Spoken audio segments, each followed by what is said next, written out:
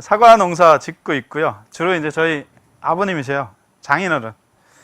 아버님이 이제 한 40년 동안 사과 농사 지어 오신 데다가 제가 이제 외국에 살면서 술 만드는 거 좀 어깨너머로 배우고 들어와가지고 외국의 와이너리처럼 포도밭 언덕 위에 이쁘게 집 지어놓고 체험 관광을 결합한 형태의 농장 와이너리 꿈꾸다가 실행을 했는데 괜히 했다 싶습니다.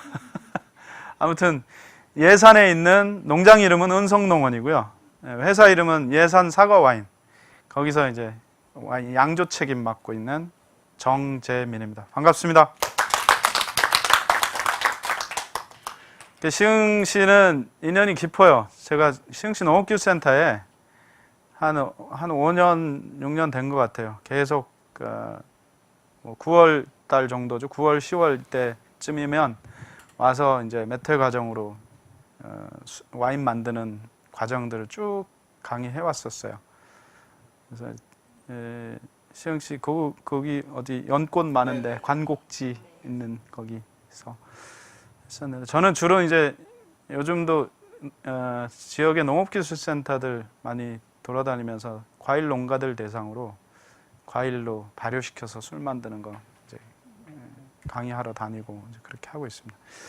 제가 이제 1990년도 정도에 이제 식구들이 이민 가는 바람에 캐나다로 끌려갔다가 거기서 이제 사과 농장, 포도 농장 가보니까 농사만 짓지 않더라고요. 그러니까 잼도 만들고 또 가을철 되면 그 외곽 쪽에 있는 주차장들 가면 스쿨버스들 타면 농장에다 데려다주고 뭐 봉지 하나씩 나눠주고 마음껏 따게 하고 잼 만드는 체험도 하고 파이 만드는 체험도 하고 또 조그맣게 술공장이 아닌 와이너리 아주 작은 규모의 근데 상당한 매출들을 올리고 있더라고요. 그래서 농업이 삽들고 호미 들고 죽어라고 일만 하는 게 아니라 저렇게 해서 돈 버는 것도 농업이구나. 그래서 되게 부러웠어요. 그래서 저거를 좀 한국에서 적용시켜 보면 어떨까 이런 이제 생각들을 갖고 있다가 요즘도 이제 어떤 그 와인을 만든다거나 뭐 목공을 한다거나 전공을 하지 않아도 뭐 취미로 좀 굉장히 빠져 있는 분들을 많이 보죠. 젊은 친구들 중에 뭐 그걸 덕후라고 하기도 하고 이제 그런 것처럼 이제 거기서 와인 만드는데 쫓아다니고 뭐 처음엔 여러분들처럼 이런 기회를 통해서 만드는 과정들을 접했다가 그래서 이제 여기저기 쫓아다니면서 배우고 뭐 이렇게 하다가 한국에 들어와 봤더니 이 과일에다가 주정 부어가지고 만드는 회사들은 많은데 발효시켜서 와인 형태로 만드는 데들은 그 당시만 해도 거의 없더라고. 2000년대 초반인데.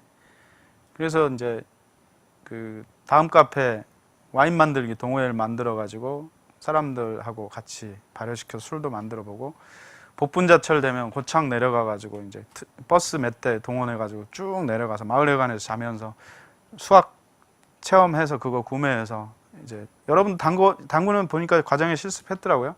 발효통 가지고 가가지고 거기다 담궈서 가져와서 발효 숙성시켜서 마시기도 하고 뭐 이렇게 하다 보니까 내 와인을 만들고 싶은 거예요. 정재민 와인을. 근데 이제 와인은 원래 여러분 아시다시피 원래는 포도잖아요. 포도를 찾아보니까 제가 캐나다나 외국에서 담았던 그 포도가 없는 거예요. 아시다시피 캔베럴리나 MBA나 거봉이나 이런 것들은 원래는 식용의 목적으로 개발된 품종들이에요. 외국에서 우리가 수입해다 마시는 와인들은 뭐 잘 아시죠? 뭐예요? 레드 와인의 대표적인 품종? 까베르네 소비뇽, 뭐 피노누아, 화이트 와인, 리슬링, 샤르도네 이런 것들은 양조용 포도로 따로 재배하고 따로 있는 거예요. 근데 이제 우리나라에서 그거 찾아보니까는 거의 그 연구소나 아주 소규모로 재배하고 있고 기후 조건도 또 여러 가지 문제가 있고 그거 내가 재배해서 술 만들려면 한 10년은 걸리게 생겼어요. 그래서 장인어른이 사과밭을 잘 갖고 놓고 계신 거예요. 예쁘게. 그러면 외국의 사례들을 보니까 여러분들 프랑스 같은 경우도 포도로만 와인 만드는 게 아니고요. 저 노르망디 지역에 가면 사과로 와인을 만들어서, 그러니까 발효시켜서 술을 만들어서 그걸 뭐라고 그러냐면 시드르라고 그래요. 시드르, C-I-D-R-E. 영어로 읽으면 사이다죠. 그러니까 일본 사람들이 그 사과술 맛 비슷한 탄산음료를 만들어 놓고 사이다 이렇게 이름을 붙인 거예요. 그 우리도 사이다 그러면 탄산음료로 알고 있죠. 미국이나 캐나다 편의점 가서 사이다 달라 그러면 못 알아먹어요. 내가 발음이 나쁜가 보다. 그래서 사이다를 주세요 해도 못 알아먹습니다. 스프라이트나 세븐업 달라 그래야 우리 탄산음료인 사이다 주죠. 그리고 그 노르망디 지역에서 또 유명한 게 뭐냐면, 여러분 꼬냑은 배우셨죠? 꼬냑은 뭐냐면 프랑스 꼬냑 지방에서 포도를 발효시켜서 그걸 꼬냑 고유의 방식대로 증류한 브랜디를 꼬냑이라고 해요. 아까 노르망디 지역에 칼바도스라고 하는 지역이 있어요. 그 지역에서는 사과를 발효시켜서 증류해서 오크통에 저장한 이제 이런 거, 이거 저희가 지금 만들고 있는데, 꼬냑 같은 건데 칼바도스 지역에서 나오니까 그 지역 이름을 따서 칼바도스라고 그래요. 그래서 프랑스의 문학 작품 중에 좀 그 가난하고 좀 지식인들이, 주로 돈 없는 지식인들이 마셨던 브랜디입니다. 꼬냑은 좀 귀족들 마셨던 그런 브랜디고. 그래서 아무튼 장인 어른이 이제 사과밭을 멋지게 하고 계셔서 그걸 어떻게 활용해 볼까, 이제 목적 의식을 가지고 접근을 한 거죠. 그래서 프랑스도 그렇고, 그 다음에 독일 같은 경우는 프랑크푸르트 쪽에 사과로 만든 술들이 꽤 있어요. 캐나다도 퀘벡 지역에 아이스 와인인데 사과로 만들어요. 피나클이라고 하는 아이스 와인이 있고 그렇더라고요. 그래서 그러면 제가 이제 첫 번째 원칙은 술을 만들긴 만드는데 공장을 하지 말자. 술 공장 하지 말자. 와이너리 하자. 그러니까 술 공장하고 와이너리 차이는 뭐냐면, 외국의 아름다운 포도밭 언덕 위에다가 이쁘게 집 지어놓고 술 만들면 그게 와이너리예요. 우리나라처럼 샌드위치 판넬로 공장 지어놓고 설비 넣어놓고 자동화 설비로 쭉쭉쭉 뽑아내면 그거는 술 공장이에요. 그래서 와이너리 하자.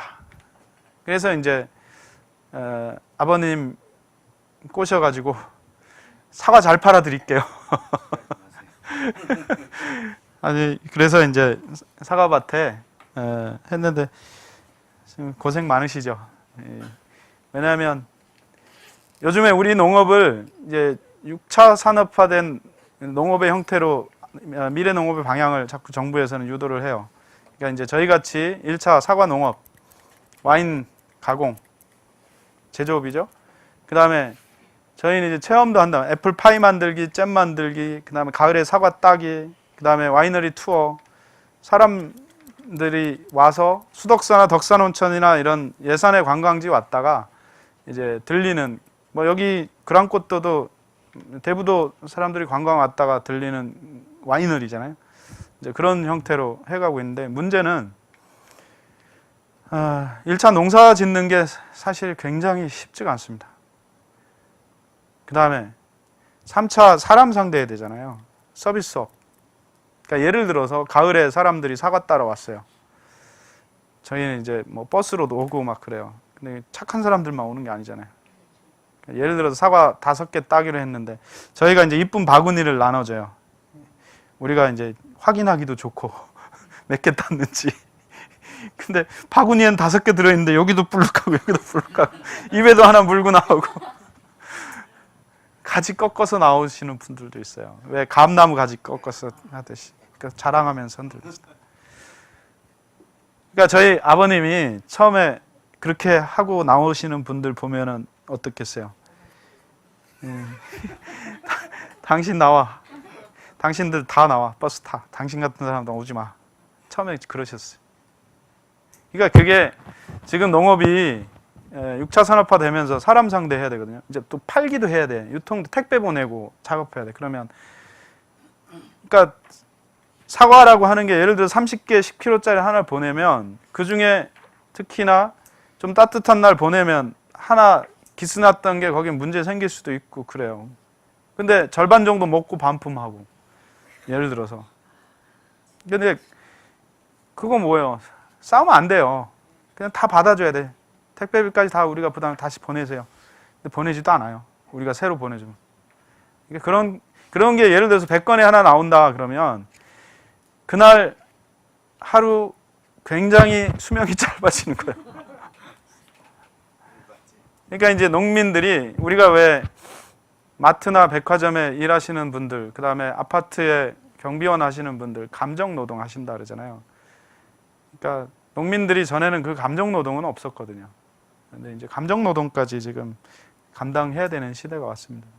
내가 생산한 농산물을 내가 팔지 않으면 그 누구도 책임져 주지 않는 시대예요, 이제는. 그러니까 가공도 해야 되고, 그 다음에 사람들 끌어들여서 체험도 해야 되고, 왜냐하면 팔아야 되니까 고객 관리하는 측면. 그러니까 체험하고 가공해서 돈 벌기 위한 목적이라고 보다는 그 사람들한테 우리 농장, 우리 와이너리를 오게 함으로써 믿음과 신뢰를 얻고 사과를 잘 팔기 위한 수단으로서의 어떤 가공과 체험 부분들도 분명히 존재하거든요. 그러니까 사실 와인 만들어서 돈 벌었다고 하는 사람 좀 못 봤어요. 굉장히 시간이 걸립니다. 이게 제가 7년 됐는데요. 재작년까지 계속 적자였고요. 이제 작년에 겨우 똔똔이 만들었어요. 근데 아직도 법인에서 제가 제 월급은 못 가져가고 있어요. 7년 동안. 근데 우리는 많이 나은 편이에요. 그래도 직원이 5명이나 되고, 그러니까 그래도 고용 창출도 하고 있고, 좀, 근데 다른 데는 다 뭐예요? 혼자 아니면 둘이서, 여전히 자기 월급 못 가져가고 있어요. 그게 현실입니다. 왜냐하면 잘 만들기 힘들고요. 그 다음에 팔기 더 힘들어요.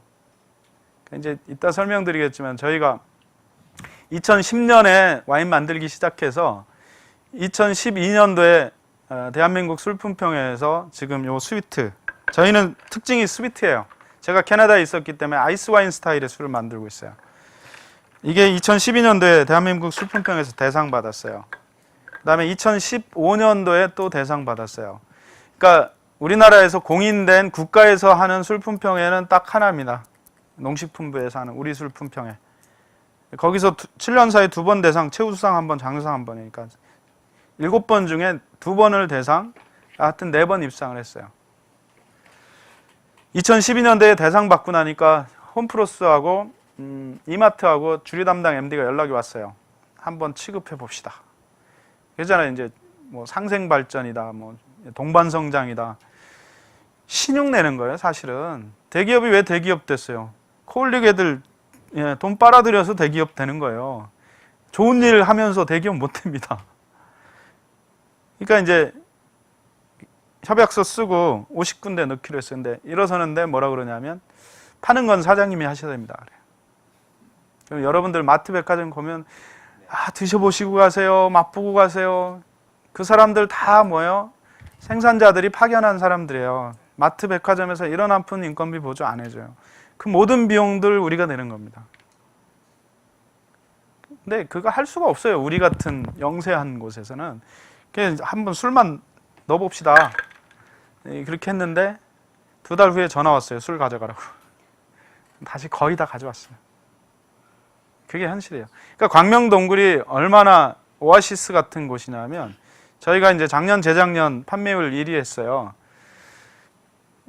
재작년에 거기 한 군데에서 5,800만 원어치를 팔아줬어요. 우리 것만. 작년에는 이제 워낙 또 잘 된다 그러니까 이제 전국의 과실주 업체들이 다 들어와서 좀 떨어지긴 했어도 그래도 한 3천 몇백만 원어치를 팔아줬어요. 그러니까 한 사람 인건비는 거기서 해결해 주고 있는 거예요. 그 다음에 면세점 조금 나가고 저희 신세계백화점 들어가 있는데 한 달에 10병 안 나가요. 그 정도로 쉽지 않습니다. 자, 그 다음에 생각해 보세요. 여러분들 국산 와인, 국산 과실주 옛날에는 식당 가서 복분자주 정도는 드셨죠. 근데 냉정하게 해서 우리 고객들도 그렇고 다른 와이너리들도 그렇고 사가는 고객들을 분석을 해보면 거의 8, 90%가 나 마시려고 사는 게 아니라 남 주려고 사는 사람들이에요. 선물용, 기념품, 행사용. 자, 술도 식품인데 식품의 본래의 목적은 뭐예요? 마셔서 먹어서 소비되고 재구매되고 그렇게 해야 되는 거거든요. 이제 제조자들도 좀 반성을 해야 되고요. 저희도. 그다음에 뭐 어쩔 수 없는 환경도 있는데 어찌됐든 간에 대중들이 마시고 소비되고 재구매되는 술을 개발하고 가격대도 맞추고 그런 제품 만들어야 되겠다. 이런 좀 이제 반성과 방향성 그런 것들이 조금씩 생기기 시작해요. 그래서 이제 그런 부분도 좀 말씀을 좀 드리고 싶어요. 저희 사례를 하면서 오늘 보니까 저한테 2시간 주어진 것 같은데 저희 와이너리 농장 소개는 짧게 하고요. 양조에 관한 것들 좀 말씀드리고 그 다음에 우리나라 좀 술산업의 방향 뭐 이런 부분 좀 말씀드리고 또 그리고 술 마셔보고 뭐 이렇게 얘기를 풀어갔으면 좋겠습니다.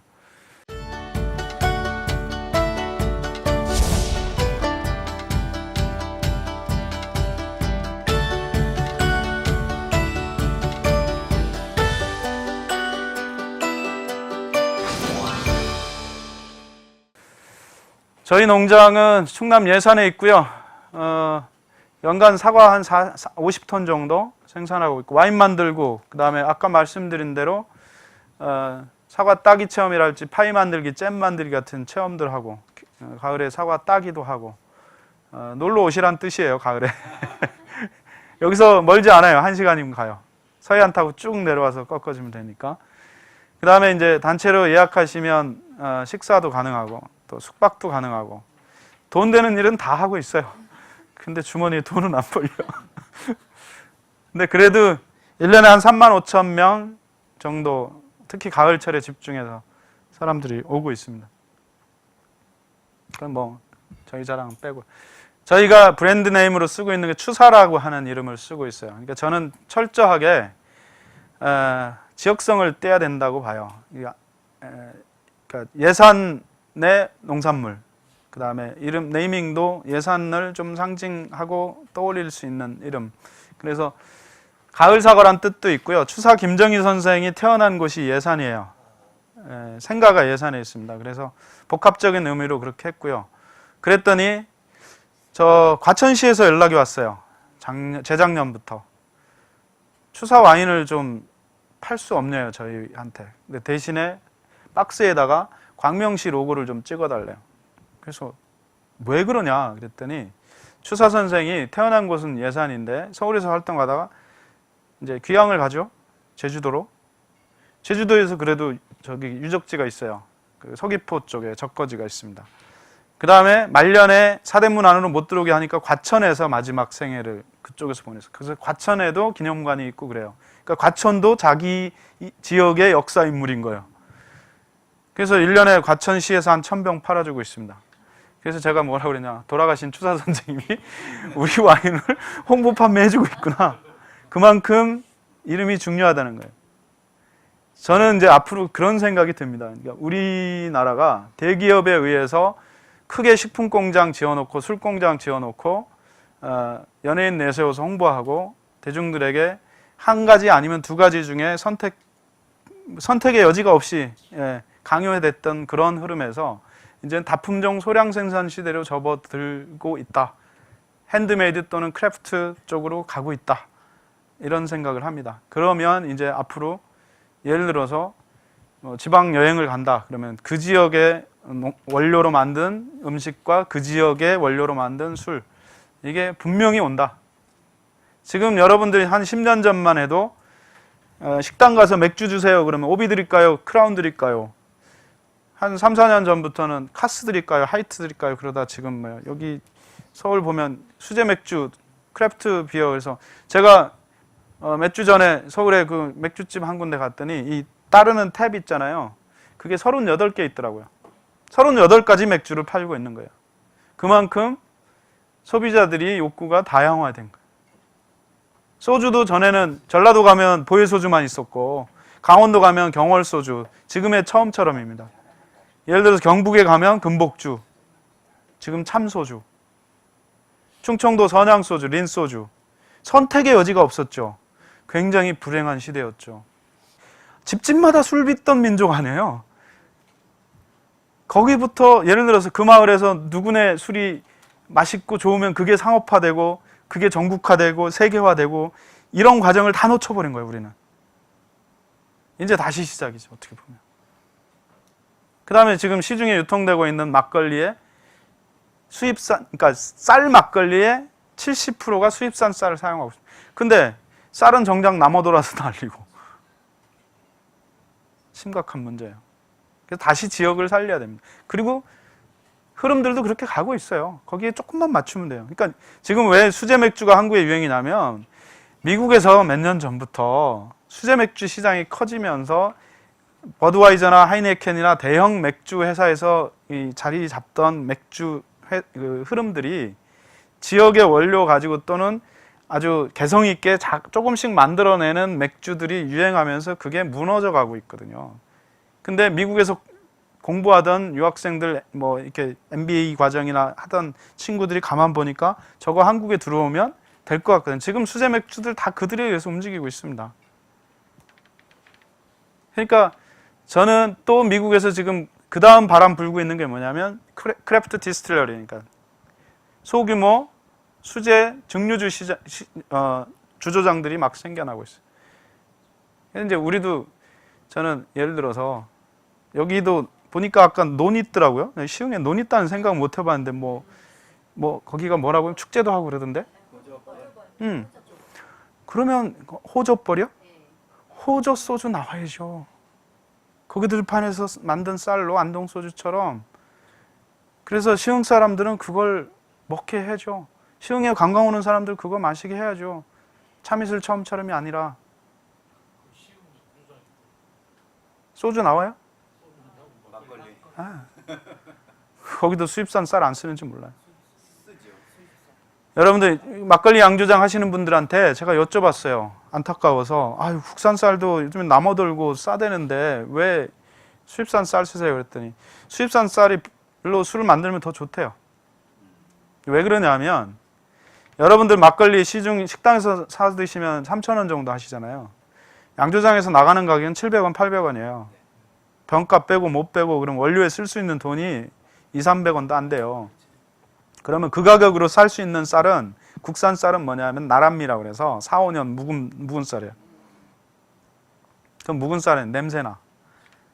그러니까 수입쌀이 오히려 비싸요. 수입산 쌀 쓰는 거예요. 그럼 제가 농식품부한테 뭐라 그랬냐면 쌀을 4~5년 보관하지 말고 그 보관비 들고 유지 관리비 드는데 한 1년만 보관하고 선제적으로 풀어버려. 그러니까 술 만드는 데만 4~5년 후 가격으로 사료값으로 풀거든요. 4~5년 후에는. 그러니까 1년 지나서 술 만드는 데 떡 만드는 데는 4~5년 후 가격으로 풀어. 근데 그걸 행정에서는 못해요. 무조건 4년, 5년 뒀다가 그래서 썩혀서 파는 거예요. 근데 나름대로 이유가 있습니다. 뭐냐면 구더기 무서워서 장을 못 담그는. 뭐냐면 술 회사나 떡 회사에 그 쌀을 1년 묵은 거 괜찮은 쌀을 공급하면 예를 들어서 그거 시중가의 반값으로 식용으로 되팔아 버린다는 거예요. 그러면 쌀 가격이 전반적으로 확 무너진다는 거예요. 농식품부 입장은. 근데 어찌됐든 참 어려운 부분인데 그래도 풀긴 풀어야 됩니다.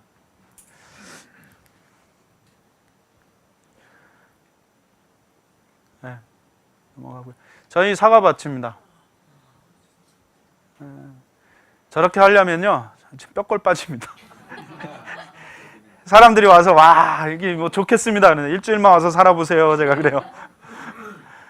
그러니까 제가 이제 그 소위 6차 산업 또는 체험 관광을 결합한 농업을 하려고 하시는 분들이 1년에 거의 한 6~7천 명 견학을 오세요. 농민들 각 지역별로 단체로도 오시고. 그러면 제가 첫 마디가 뭐냐면 이건 보여주는 농업인데 여러분 집에 손님 오면 뭐부터 하셔야 됩니까? 정리정돈 청소. 세상에 제일 힘든 일이 그겁니다. 무한 반복되고 해도 표시 안 나고 그게 힘들어요. 그러니까 일본 사람들이 그걸 참 잘하는데 그 사람들은 목숨 걸고 합니다. 그 사람들 시간 남아 돌아서 청소하고 정리정돈 하는 게 아니에요. 그걸 우선으로 해요. 그러니까 우리는 하다 보면 저거 적과해야 되는데 예를 들어서 그 소독해야 되는데 그러니까 청소보다 더 중요한 일이 항상 있어요. 근데 일본 사람들은 우선이 정리정돈하는 거예요. 근데 보여주는 농업, 그 다음에 예를 들어서 와이너리 하려면 사람들이 오잖아요. 그 집에 손님 오는데 뭐요? 특히 시자 달린 손님들 온다 그러면 여성분들 정신없이 치우치죠.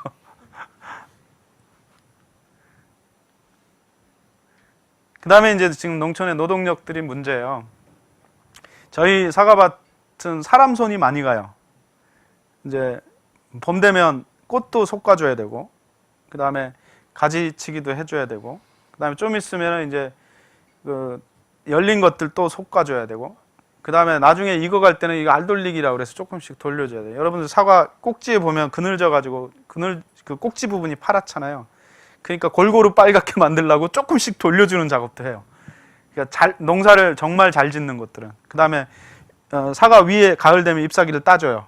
햇빛 들어서 색깔 잘 나라고. 별짓을 다 합니다. 바닥에 반사필름도 깔고 그건 기본이고요. 그러면 이제 그 일들을 동네 할머니들이 많이 오셔서 20년, 30년 저희 밭에 일하러 오신 분들이에요. 전문가예요. 그러니까 평상시에는 이루고 다니시는데 사과밭에만 들어가면 날아다녀. 젊은 사람들이 도저히 쫓아갈 수 없는 속도예요. 그분들은 그냥 손이 기억하면서 해요. 농담해가면서.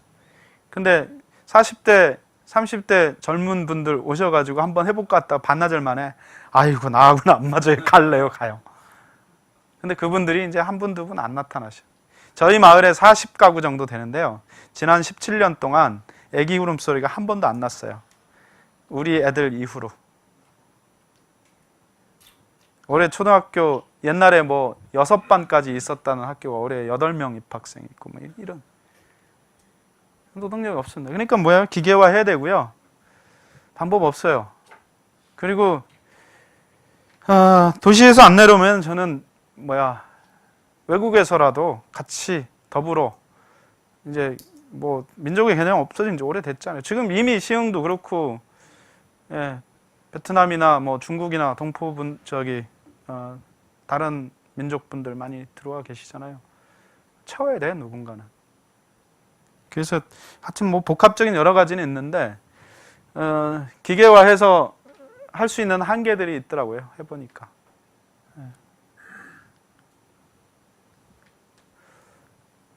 그다음에 저희는 해마다 이렇게 축제를 해요. 11월 첫째 주 토요일 날 축제를 좀 독자적으로 크게 해요. 음악회도 하고 기본적으로 아까 사과 따기, 파이 만들기 이런 프로그램들을 하고, 그다음에 저희는 이제 처음에 축제를 시작은 뭐였냐면 저희 사과나무를 분양을 해요. 나무를 봄철에 신청받아서 이름표를 붙여줍니다. 나무에다가. 그리고 이제 당연히 돈은 받죠. 10만 원을 미리 받아요. 그리고 가을에 이제 이 나무에 있는 사과를 와서 따가게. 그래서 25kg는 보장을 해주고 오시면 이제 뭐 바베큐도 드리고 와인도 맛보여 드리고 이렇게 이제 축제에 같이 어울리면서 와서 따가게. 근데 이것도 이제 골치 아픈 점이 있어요. 뭐냐면 저희가 봄에 꽃 폈을 때 가을에 이렇게 수확 시기에 축제를 하는데 봄에는 좀 작고 이제 오시면 밥 주고 고기 주고 술 주고 그렇거든요. 이 분양받으신 회원들한테. 근데 한 그루 10만 원 분양받고 10명 뭐 이렇게 오셔. 밥 먹고 고기 먹고 술 먹고. 그리고 나중에 가을에 사과 한 30kg 가져가고 남는 게 아니라 미치는 거죠. 그래서 나중에 도저히 안 되겠어요. 그래가지고 이제 지금은 사과나무 한 그루 분양받아서 오시면 식권 2장 드리든지 바베큐 식권 1장 드리든지 이렇게 이제 하고 있는데 그분들도 미안해하고 그래서 이제 그런 문제들이 있더라고요. 그래서 저희가 이렇게 분양하는 이유는 이분들이 분양 한 그루 해놓으면 이게 자기 농장인 줄 알아. 그러니까 뭐냐면 자기들이 막 열심히 팔아. 그러니까 이제 저는 농민들한테도 아까 이제 농사 짓는 능력도 중요하지만 파는 능력이 중요해요. 지금은 농사를 계속 지으려면 소득이 나와야 될 거 아니에요. 근데 도매상한테 넘겨가지고는 고생은 누가 하고 누가 재주는 뭐 곰이 부리고 그런다고. 그 다음에 이제 나라에서도 책임져 주지 않아요. 그러니까 이제 이런 직거래를 할 수 있는 여러 가지 방법들을 구상을 해야 됩니다. 그래서 이제 이 사람들이 또 와서 와인도 사가고 또 명절 때 선물할 때 와인도 선물하고 이런 형태로 이제 하고 있는 거죠. 그래서 저희 이제 사과밭에서 축제하는 모습이에요. 이런 오케스트라 공연도 하고요. 그 다음에 재작년부터는 저희가 외국 가을에 이때 되면 외국 친구들이 굉장히 많이 와요. 한국에 거주하는 영어 선생님들, 뭐 주한미군 가족들, 이 사람들이 저희가 뭐 특별하게 홍보를 안 하는데 하도 이제 7년 동안 조금씩 알려지다 보니까 가을철 되면 알아서들 오는 거죠. 그래서 음악회도 프로그램의 하나를 이제 미국 친구들, 락 밴드들 해마다 와요. 사과 와인 먹으러. 저희는 이게 초청 비용은 조금 주긴 하는데 정말 이 친구들한테는 거의 안 주는 거나 다름없고, 예를 들어서 이런 우리가 무슨 돈이 있어서 이렇게 하냐면 다 돈이 안 드니까 하는 거예요. 오케스트라도 충남 그 오케스트라인데 충남도의 지원을 받는 분들이세요. 이 단체에 이제 음악 활동을 하기 위해서. 그러면 1년에 몇 회 이상은 문화적으로 소외되는데 공연하셔야 돼요. 그러니까 이제 연초에 사업계획 잡을 때 찾아가서 우리 과수원 음악회 하는데 돈은 없어요. 점심은 먹여드리고 사과는 한 박스씩 드릴게요. 이렇게 하는 거죠. 이렇게 이제 사과 따는. 그러니까 저희의 전략은 뭐냐면 사람들이 사진 찍어서 SNS에 올리게 하자 이거죠. 그게 홍보니까 요즘 세상에는 우리가 돈 드는 광고는 할 수 없으니 오는 사람들이 사진 찍어 자랑질하는 공간이잖아요. 페이스북이나 SNS라는 게. 그러니까 자기 자랑하면서 우리 자랑이 되는 거죠. 이제 그런 부분들을 많이 생각을 하고 있어요. 그 다음에 이제 저희가 그 바깥에 내다가 팔기는 정말 어려운데 수덕사나 덕산온천 오는 사람들을 끌어들여야 되는데, 여기 덕산온천에 스파캐슬이라고 하는 큰 물놀이 시설이에요. 1년에 50만 명 입장객들이 들어와요. 그래서 여기에 이제 성수기 때 저렇게 사과도 동동 띄우고 와인도 이제 거기서 시음도 하고, 그 다음에 탕에다 가끔 한 병씩 붓기도 하고 그래서 저기 물놀이 하고 집에 돌아가실 때 저희 와이너리 들려서 또 애들은 파이 만들고 사과 따고 그 다음에 와이너리 투어도 하고, 그렇게 이제 그러니까 처음부터 저희가 3만 5천 명, 4만 명 온 게 아니라 이제 이렇게 지역에 오는 사람들을 끌어들이는 노력들을 많이 한 거죠.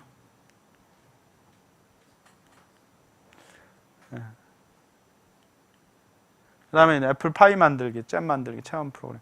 애들을 잡아야 어른들이 따라옵니다. 애들한테 술 팔 수는 없잖아요. 근데 요즘에 애들 중심으로 움직여요. 특히 와인에 관심 있어 할 만한 30대, 40대, 50대 초반 사람들은 애들 중심으로 움직입니다. 그러니까 애들 유치원 때 잘 꼬셔놓으면요, 한 중학교 1학년 때까지는 어쩔 수 없이 오십니다. 무슨 얘기인지 알겠죠? 중학교 1학년 넘어가면 애들이 바빠져서 안 오기 시작해요. 그러니까 이제 유치원 애들 잘 꼬셔놓으면 가을 되면 TV에 사과 나오면 엄마 예산 사과 따라가자 이렇게 되는 거죠. 그 다음에 이제 바베큐 중심으로 해서 식사 같은 것도 하고 있고요. 이제 밑에 와이너리에서 이제 시음하고, 그렇게 크진 않아요. 이게 우리는 뭐냐면 농장 와이너리입니다.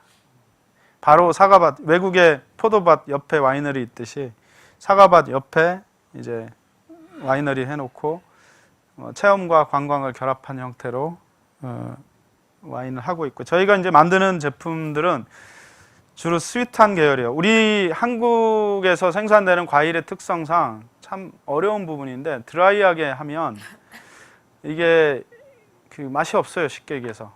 그 다음에 장기 숙성하면서 드라이한 와인들이 이게 바디감이 유지가 돼야 되는데 밍밍한 물맛이 나요. 그래서 고민하다가 캐나다의 아이스와인에 벤치마킹을 해가지고 아이스와인 스타일로 좀 달콤한 술 위주로 저희는 만들고 있고, 지금 이제 아로니아나 블루베리는 드라이 지금 내년 정도에 이제 출시하려고 그렇고, 사과는 제가 볼 때는 드라이 안 어울려요. 차라리 아까 증류주 브랜디 쪽으로 가는 게 더 가능성이, 아까 칼바도스처럼 그렇게 가는 게 더 나을 것 같고, 그래서 사과 와인, 아이스 와인 스타일로 만들고 있고, 원래 아이스 와인이라고 하는 거는 자연적으로 나무에 매달린 채로 겨울을 맞이해서 얼어있는 포도를 언 채로 착즙을 해서 달콤한 즙을 발효시키다가 발효를 중간에 정지시킨 게 아이스 와인이에요. 이제 독일에서 시작이 됐고요. 캐나다 아이스 와인의 역사는 1970년대 초반에 독일 이민자들이 캐나다 나이아가라 폭포 쪽으로 이제 이민을 와요. 그래서 그 사람들이 이제 캐나다가 추운 나라니까 나이아가라 폭포 근처에서 아이스 와인을 만들기 시작을 한 거예요. 그래서 지금은 독일보다 오히려 캐나다 아이스 와인이 더 유명해졌죠. 근데 역사가 그렇게 오래된 게 아니에요. 근데 이제 캐나다에서 아이스 와인은 뭐냐면 아까 얘기한 대로 자연 상태에서 얼어 있는 원료 가지고 만든 거고요. 그 외에 인위적으로 당도를 높이거나 아니면 냉동고에 넣었다가 얼어 있는 걸 짜고 그렇게 한 건 아이스 와인 스타일이라고 그래요. 이건 아이스 와인 스타일이에요. 다른 나라들은 그 구분이 없습니다. 독일하고 캐나다는 아이스 와인하고 아이스 와인 스타일하고 구분을 짓죠. 호주나 남아프리카 공화국, 시중에 보면 호주산 아이스 와인이 있어요. 호주에서 어떻게 아이스 와인이 나와요? 그거는 캐나다나 독일 기준으로 보면 아이스 와인 스타일인 거예요. 그 다음에 이제 저희가 블루베리 와인. 그래서 지금 와인은 두 종류하고 지금 여기는 안 가져왔는데, 여러분 와인 담궈 보셨죠? 실습해 봤죠? 가당을 하셨죠? 가당 안 할 수가 없죠. 우리 국내산 과일 가지고는. 이제 그게 저는 뭐 외국에서도 양조용 포도가 아닌 프루드 와인 종류들은 다 가당하고 해요. 근데 이제 수입한 와인을 즐기는 분들은 이제 여러 가지 사정을 이해하지 않은 채로 설탕 넣은 와인 아니냐 이런 비판을 하고 있고, 그래서 이제 사과가 한 14브릭스, 15브릭스 나오는데, 어찌됐든 12도의 술을 만들려면 22나 24브릭스를 올려줘야 된단 말이에요. 그래서 이제 꿀 가지고 보당을 해서 당도를 올린 다음에, 그러니까 설탕 넣지 않고 사과 꿀 와인, 그 형태로 지금 저희가 발효시켜서 좀 숙성 중에 있고 곧 시판 예정이고, 그런 형태. 그 다음에 앞서 말씀드린 대로 요거는 해보니까 남 주려고 사는 술이에요. 선물용. 그래서 저희가 이제 브랜디 쪽, 요거는 술꾼들은 본인 마시려고 사러 와요. 요거는 지금 35도인데 저희가 45도, 40도, 35도. 이게 제가 이제 보여드리려고 가져온 게 증류기예요. 여기 가스불에다 올려놓고 끓이면 이제 여기 냉각기가 있어요. 여기 꼬불꼬불 안에 돼 있는 거예요. 그래서 일로 이제 독한 술이 나오는 거죠. 그게 소주인 거고, 막걸리 넣고 끓이면 여기다가 맥주를 넣고 증류를 해서 독한 술 뽑아서 그걸 오크통에 12년 동안 두게 되면 그게 12년산 위스키인 거고, 30년 두게 되면 30년산 위스키가 되는 거고, 그 다음에 여기다가 와인을 넣고 증류를 해서 독하게 뽑은 게 브랜디 아니에요, 브랜디. 저는 한국에서는 오히려 캠벨 포도나 딸기나 복숭아나 사과나 이런 재료들은 차라리 증류주의 가능성이 더 높겠다, 그런 생각을 해요. 왜냐하면 제가 작년에 그 독일을 갔더니 독일 지역을 좀 많이 돌아다녔어요. 슈납스라 그래서 과일 증류주들을 많이 마셔요. 그러니까 물론 맥주의 나라이긴 하지만 그 나라 사람들도 독한 술, 보드카처럼 독한 술 또는 럼주처럼 독한 술을 마신단 말이에요. 근데 전국에 28,000개 정도의 농가 증류소가 있더라고요. 이 증류기가 이제 이거보단 큰데 아주 컴팩트하게 크진 않아요. 한 번에 125리터를 넣고 증류를 하는. 그러니까 과학기술의 발달로 아까 크래프트 맥주나 크래프트 디스틸러리를 왜 생기냐면, 전에는 큰 회사에서 어마어마한 많은 돈을 들여서 투자해서 만들 수밖에 없었는데, 지금은 작은 기계라도 그게 제품이 우수하게 나올 수 있는 기술이 발달돼서 크래프트가 시장이 열린 거예요. 그러니까 걔네들은 전국에 28,000개에서 어느 지역 갔더니 왜 서양 표주박 모양으로 된 서양배 있잖아요. 그걸 갈아가지고 발효시켜서 그거 걸러가지고 숙성도 안 시키고 그대로 집어넣어요. 발효된 채로. 그리고 증류하는데 술이 기가 막혀요. 그리고 오크통 숙성 안 시키고 그거를 40도짜리, 30도짜리 이렇게 물만 타면 도수 낮아지는 거 아니에요. 그렇게 해서 마시고 어디 갔더니 사과로 하고 어디 갔더니 딸기로 하고 지역마다 그러니까 지역마다 그거 그 과일에 따른 차이, 향 이런 것들을 이렇게 골라 마시는 재미가 있더라고요. 저희 우리나라도 제가 볼 때는 제가 지금 요즘 시도하고 있는 게 그런 것들인데 예를 들어서 이거는 좋은 과일을 안 써도 돼요. 와인은 어느 정도는 좋은 과일 써야 돼요. 먹기도 아까운 걸로 술 만들어라 그러잖아요. 그 증류는 그렇게 많이 좋을 필요는 없어요.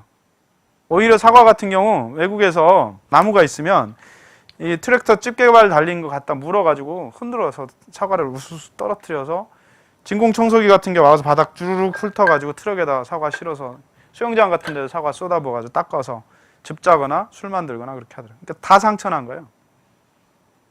그러니까 증류용은 와인용도 그래요. 저가 와인들은요 포도밭 다 기계로 tab니다.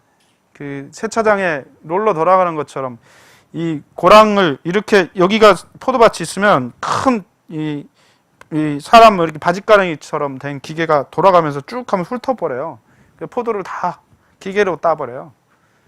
그게 와인 공장으로 와이너리로 가면서 이미 물러지고 난리가 나 있죠. 우리처럼 손으로 따서 그런 경우 없어요. 저가의 와인들은.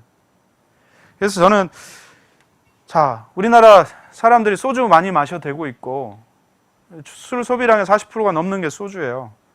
그러면 그 시장을 쌀로 대체하든 과일 증류주로 대체하든 그 방법이 있겠다. 소주 대신에 그런 생각들을 좀 해보고요. 과일 농사 짓는 분들은 와인도 와인이지만 증류해서 소주 대용으로 또는 이렇게 오크통에 오랫동안 해서 좀 프리미엄 고급화시키고 그런 것도 좀 생각해 볼 부분 같아요. 예. 이 양조 부분 좀 어떻게 해드릴까요? 계속 딴 얘기 할까요? 예? 조금 쉬었다 하죠. 보니까 여러분들 지금 힘든 저녁 시간 같아요. 5분만 좀 쉴게요.